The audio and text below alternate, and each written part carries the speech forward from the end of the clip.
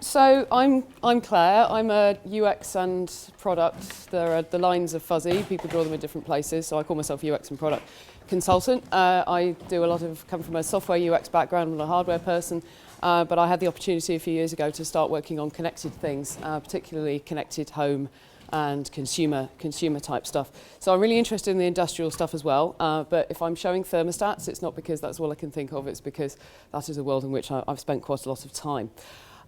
Since I spoke at ThingMonk a couple of years ago, I've managed to produce this, or most of this, in conjunction with some other people. And people have said nice things about it. Thank you, Andy, and others. So I've got a few of these to give away at the end, if you're interested. Connected things. I'm sure you are all well aware an IoT thing is not so much a thing as part of a system of distributed things. But when we talk about... sorry? Is my mic... Can you hear me? Sorry, you need to just talk up. It's not fully mic'd. We're using the theatre as the thing. Okay. Can you hear me okay? Not very well. Not... Okay. Talk up. You mean like look up? Look up. Okay, let's assume there isn't. All right. So IoT products are essentially systems of more than one thing. They are distributed. I'm not technical, but they are. I understand that much. But when we talk about designing for them, we often talk about thinking essentially what's really only the nodes. So the bits that people actually experience. We talk about industrial design, things like Nest thermostat being an iconic example of that showed us that things can actually look nice. And the apps themselves. So often mobile apps don't have to be, but these are often the things we talk about with design. But what I'd like to say today is actually this is really what there are many things when you are building. I'm not an engineer, but there are many things that can go wrong. I'm informed if you architect a system. And just think about the bits and then kind of glue them together and don't think about the thing as a whole. There are lots of things that can happen in the gaps between those things that can cause problems. And the same thing happens with design. So we have to think not just about what the individual touch points are, the nodes if you like, but about how those things work together and about coherent experience across all of them. So I'm going to talk about some of the things the elements of that today. So the first thing is getting the user to understand how the system actually works. And the problem we have is that an IoT as a system may often be lots of devices that perhaps do slightly different things that work together in some way. The problem is that people are much better at thinking about things than they are at thinking about relationships between things. So if you think about the kind of the Why Things ecosystem, there are things that can measure body weight, there are cameras, there are things that measure blood pressure, but all of those things have some kind of relationship with one another. Now, this is all about conceptual models. This is about understanding how the thing itself works. And a conceptual model is a bridge between, first of all, users have to understand what your thing does in the first place and whether that's the thing that they want. They then have to understand approximately how it does that. It doesn't need to be detailed understanding, but some kind of understanding of which bit does what and how they work together in order to be able to figure out how to use it in the first place. Now, non-connected products are usually pretty simple. You think of something like a light. It has a bulb, it has a switch, and there is electricity. When you press the switch, the bulb lights up, and there we are. When you introduce connectivity into something like that, it gets a lot more complicated. So you may have there's a bulb that may be connected. It might talk to a bridge. That's another part in the whole ecosystem. To many people, a bridge or a hub is a bit of a kind of mysterious white box. It's not very obvious what it's doing. These are things that can be unplugged because somebody wants to use the Hoover, and then they don't understand why the lights have stopped working or the heating controllers stopped working. Then you've got the fluffy cloud and things happening in there, and then you've got some kind of control interface that may be on a smartphone. Now the issue with this is that when all of that stuff is working, then really there's no problem. You don't really need to understand which bit does what, but inevitably sometimes some of those connections will break, or a part will stop working, or a bit of the network a network connection will go down. And what that then means is that users effectively have to understand something about the system model in order to understand which bit's not working, why things have gone wrong, and what to do about it. So if you have, for example, a connected lighting system, if you've got some automated rules and those rules are running in the cloud and your lights are not turning on at 8 o'clock in the evening as you expected them to, that might be because the internet connection between the cloud and the bulb is not working.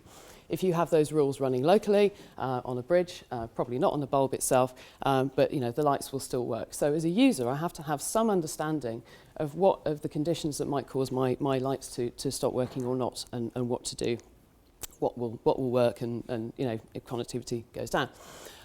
So there are a couple of ways of dealing with this, and the first one is that you can be very explicit and try and get the user to understand something about the system model. So the example on the left here, this is a Lowe's Iris American home automation system. Runs on a AlertMe platform. I used to work for AlertMe, which is why I've seen this. There's a little LED, kind of fake LED up in the top right here, which is essentially telling you that app at that point has a connection to the home gateway. So you can be reasonably confident if you want to change the temperature of your heating or cooling system at that point, that instruction will get through to the gateway. It's not making any guarantees that it will get through to the thermostat at that point, but you can get it through to the gateway. So things are working. Another example, this is the sadly defunct Berg's Cloud Bridge. This is being very explicit about whether the power's on, there's an Ethernet connection, we have an upstream connection to the cloud, we have a downstream connection to the edge devices. So if any of those things if anything goes wrong anywhere, you can see where the problem is and hopefully figure out what to do about it. The other thing you can do is pretend that none of this exists and is a problem, and basically simplify away the conceptual model so that the user can do what they need to do without necessarily having to understand all the nuts and bolts and all the things that are going on under the hood. And this is kind of how beacons work. So even in the reasonably technical press, it's quite common to hear beacon functionality described as the beacon is as if the beacon is actually sending you the notification. So if you walk into a store, you have a loyalty app, and it goes, hey, you can have a coffee, or hey, you can have a discount on a special offer. It's almost described as if that is coming from the beacon itself. Now that's not really what's happening, as I'm sure you're all aware. What's actually happening, the beacon's broadcasting a dumb thing, broadcasts a unique ID, phone detects the ID, wakes up the app that's associated with it. That app will check into the internet service and go, I have a thing for you, which gets pushed through to the phone. But you can use this perfectly well without knowing that that's what's happening. It doesn't matter as a user if you think that there is something in the store that's just going, and sending you that thing. And I think the right answer really depends on the kind of service that you're producing. People will obviously become more familiar with how things work, but I think if there is an opportunity to simplify it, that's a great thing to do. So related to that is the idea of figuring out which functionality you even need to put on which part of your system. There's a tale of two thermostats here. The one on the left is the Tardo. There's actually very little on the thermostat here. It's now got a temperature display. The first version of this was just a plain white plastic box. But most of the functionality has been offloaded onto the smartphone app, which is great in terms of keeping the cost of manufacturing the thermostat down. It means you can change the functionality, you can update the interface, the user-facing functionality, update the interface over time much more easily if you want to do that. But it does mean that if there's somebody in the home who hasn't got access to the smartphone app for whatever reason, you can't find your phone, you are limited in what you can do with the system at that point. And then there's a bunch of others, like the ecobee, for example, where basically all of the functionality is mirrored across the device and on the smartphone app. So the downsides of that are if you want to change the functioning of the system over time, you've basically baked what it does into a hardware interface. But you will never be without control of the heating.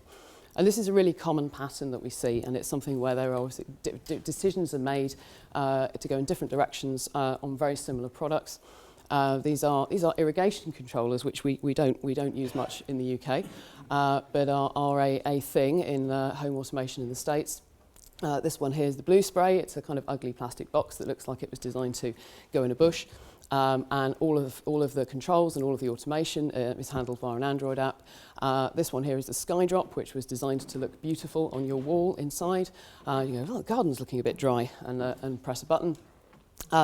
And all of that functionality is mirrored on a somewhat less beautiful iPhone app. So, there are different decisions being made for different reasons between around the same kinds of products. And I think it'd be interesting to see how some of those things standardise. The next thing is about consistency between interfaces. Now, this is all about consistency as a kind of old school usability principle, which was all around the Jakob Nielsen, the sort of one of the early pioneers of usability, said, users should not have to worry whether different words, situations, or actions mean the same thing. And he also said you must follow platform conventions. The problem with designing for things that span different types of devices is that those two things may be in tension. So, if you this is a slightly flippant example, but the hacker ball, this is a programmable ball for children made by Many and Map, which was supposed to be out for Christmas. I am following Kickstarter updates closely because I really wanted to have one of these at Christmas.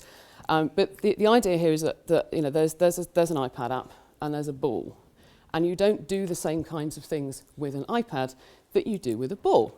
Now, I'm pretty sure that they're not going to be designing something which invites you to drop the iPad or to throw it to people or bounce it. But they're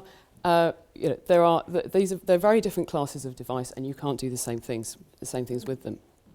Now, the most important thing from my own work I found in terms of consistency is around terminology. However different the UIs across different devices, if you've got names for things on those UIs, you've got to make sure, and they are the same function, they must have the same name. Well, this doesn't always happen. This is the British Gas, the new British Gas Hive. They have it says manual. There's for manual and scheduled heating. This one is set to manual. This one is set to manual as well. There are other examples where the hardware will say auto. And the app will say schedule because they thought schedule was a nicer word. And this kind of stuff really confuses people. People that already don't understand heating. If you're going to give the same function a different name on each thing, people are going to think it might be a different thing. So the other thing is platform conventions are really important. Don't try to make devices that are pretending to be other devices. There's some obvious visual similarities between the Nest iPhone app and the Nest thermostat. But they've been smart enough not to try to make a fake kind of bezel control, which is on the app, which is mirrors the hardware, and they haven't made a thermostat that's pretending to be an iPhone. So work with the properties of the devices that you have. Aside from the obvious visual similarities between the two, Nest also do something quite nice with audio to tie the thermostat and the phone app together. So if you rotate the bezel, you get a kind of subtle little clicking noise. If you adjust the temperature via the iPhone app by tapping up and down arrows, you get the same clicking noise. So it kind of makes it feel like it's all part of the same system. Excuse me. Where things really don't have to be the same is around things like interaction architecture. So the logical structure of the things that you want to do with that device might be very different depending on whether it's an app or whether it's a piece of hardware. Different features might be more or less important on different devices. If you've got a big screen, particularly a touch screen, you've got an opportunity to lay much more stuff out on that. If you've got a crappy old piece of hardware, this is a non-smart burglar alarm, but increasingly these things people are looking at retrofitting these things to be connected. Something like this has a really crap UI. It will have lots of modal controls. There'll be arcane kind of menu functions that you have to move around. You really don't want to be putting that stuff in a nice software interface. The next thing is about not just designing for the things themselves, but considering the connections between them and the network. And I think interesting things are going to happen when things in the real world start behaving like the internet. And I think we don't, we have a mental model that helps us understand latency and reliability issues. So we know that sometimes web pages will be slow to load, and Skype calls might fail. But we don't expect the physical world we don't expect these delays and these failures to occur in the physical world. If you turn your lights on, and they take 20 seconds to respond, there's going to be quite a lot of that period of time where you're going to think that actually this is just not working at all. So how do we handle this? This cross-device interact. This is the another Berg example. This was if you haven't seen the CloudWash video from a couple of years ago, I would encourage you to watch it. It's a lovely piece of sort of part prototyping, I think, part design fiction.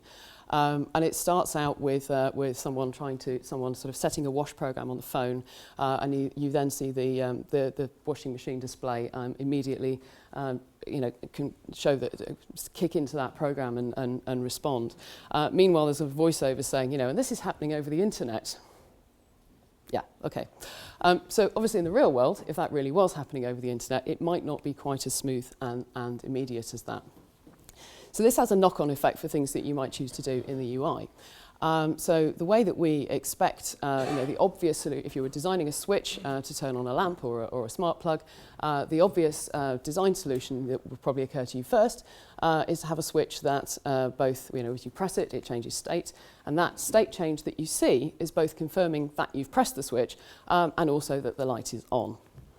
But if there might be a delay between those things happening, or if in fact, that instruction might actually go missing, that can't be guaranteed necessarily. So if you do this, you press on and it's confirmed, the user can't actually tell whether action has been executed or whether it's still in progress and it's just confirming that you've pressed the switch. So you have a couple of options for how you might handle this. And the first one is that, if you can, a lot of connected home technology takes this approach at the moment, just lie. Confirm the action, pretend you've done it, and then backpedal if something goes wrong. My hue lights work like this. You kind of crank up the brightness on the light, and it sort of goes yeah, and then it doesn't. And if it can't do it, the dial, the slider just sort of moves itself back down, and it's just kind of like, nah. All right. So I think that there's one. It would be lovely if it just said, sorry, I couldn't do that, or just something. It's just like, no, I'm not going to do that. So here you say, all right, well, let's confirm that we're going to pretend that we've done this, and then if it actually happens, the lamp actually turns on, then we're all good. If there's a problem, we'll tell you about it. This is very much like what Instagram do as well. So if you like a picture on Instagram, it's instantly shown as being liked, even though the instruction is technically actually being sent, and that hasn't been registered on the server yet. But you know what? It's just a photo. You're just liking a photo. It's not the end of the world if that doesn't happen right away. The second option is to be transparent, and this is to separate acknowledging the action from confirming that it was actually done. So confirm that the user's request, and actually then show the state change on the other device only when it's actually been done. So in this example, you might say, I press the on switch, I see something to tell me that that instruction is being sent. Once you have confirmation as to whether or not it was successful, you either go, yeah, brilliant, your light's on, or sorry, there was a problem. And this is much more honest, but it does introduce the idea of failure into things which can feel a little bit kind of clunky over loss of interactions. Wemo do this really subtly. If you turn a switch off, or switch them on to off, you get this kind of interstitial state where the switch is an in-between colour and there's a little animation, and then it confirms that it was switched to off or on. Lowe's Iris which I use as an example because it's very, very, very explicit about everything it's doing. This really does tell you this was designed by engineers, and you can tell.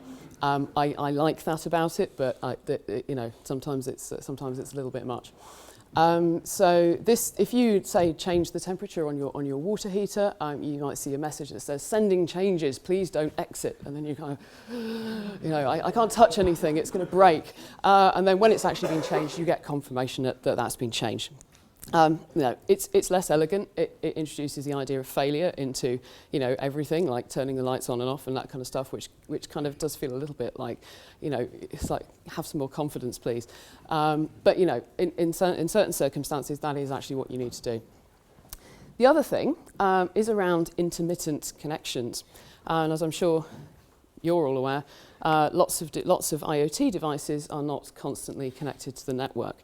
Users aren't really used to this. Users expect that because their phone is always connected or nearly always connected, and their computer's always connected, lack of connectivity on those devices is kind of, is a sort of an edge case. It's usually a sign that something is wrong. But a lot of devices, particularly those that need to conserve power, might only check into the network when they have intermittently for new instructions, or might only connect when they have data to send. And with the upshot of that in terms of user experience is that sometimes devices might be giving you conflicting information about the status of the system. So, for example, you might have a battery-powered heating controller that says, which only checks into the network every 90 seconds or every 2 minutes. You might be standing in front of that with a smartphone app and say, I want the temperature to be 21 and not 19, and there might be a gap of up to a minute and a half where the two devices are basically telling you that the system is doing something different. So you have to figure out how to handle that. You have to say, well, perhaps indicate, when this thing last checked into the network, and it potentially explain that delay. And the way you choose to do this really kind of depends on how acceptable it is to have some uncertainty in the system, some uncertainty about what the system's actually doing. For certain things like energy monitoring, it doesn't really matter if you don't necessarily have the latest data. It's not critical. For other things like an elderly person's emergency alarm, it's really, really important that, for example, you don't give the impression that help is on the way if someone has summoned help unless it actually is. So you might want to take that really explicit approach and say, we are currently calling for help, and not the approach of saying, we've called help, and then we'll tell you if there's a problem, perhaps later down the line. And this comes down to, also the value of data for people and the timeliness of data and the precision. Sometimes really precise data is fine, even if it's a little bit old.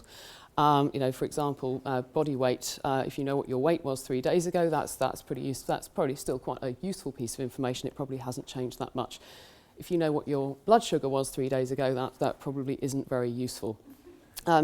So one example of that might be to show some of that uncertainty to the user. Sometimes, so you might say, if you've got a cat that's gone missing with a pet tracker, I'm desperately trying to find one of these that's actually a practical size for a cat, where there are many that claim that they are and they're not. If anyone knows of any of those, I'd be happy to hear about it. So you might say, well, actually, the last reading we had from your cat was 20 minutes ago, and they were here. Well, that's okay, but cats can go quite fast if they want to, if they've been frightened by something. So maybe it's more useful in that situation to sort of show that uncertainty and say, well, we think the cat's maybe somewhere around about here. Perhaps from previous readings, we think their direction of travel might be in a particular direction. And the final thing is that physical controls often represent state, physical controls of unconnected things.